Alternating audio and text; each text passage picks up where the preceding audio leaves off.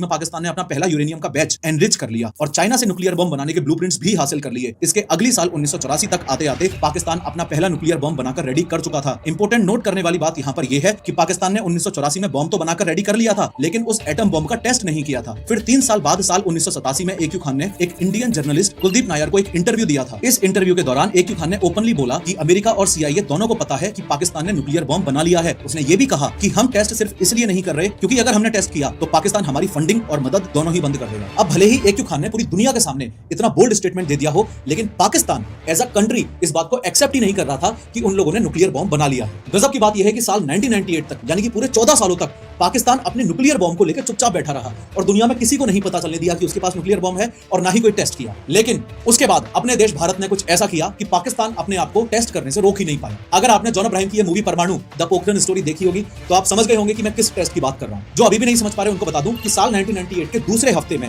India ने अपना second nuclear test किया था, जिसका नाम रखा गया था ऑपरेशन शक्ति। यहां ही इंडिया ने अपनी no first use policy adopt की थी। आपको यह बात अच्छे से पता होनी चाहिए कि इंडिया और पाकिस्तान दोनों ही देश ऐसे हैं कि दोनों के पास ही न्यूक्लियर बॉम्ब्स हैं, लेकिन India no first use policy follow करता है और Pakistan no first use policy follow नहीं करता। कि हम परमाणु हथियारों का प्रयोग करने में पहल नहीं करेंगे। नो फर्स्ट यूज एटमी हथियार रक्षा के लिए भी हो सकते हैं।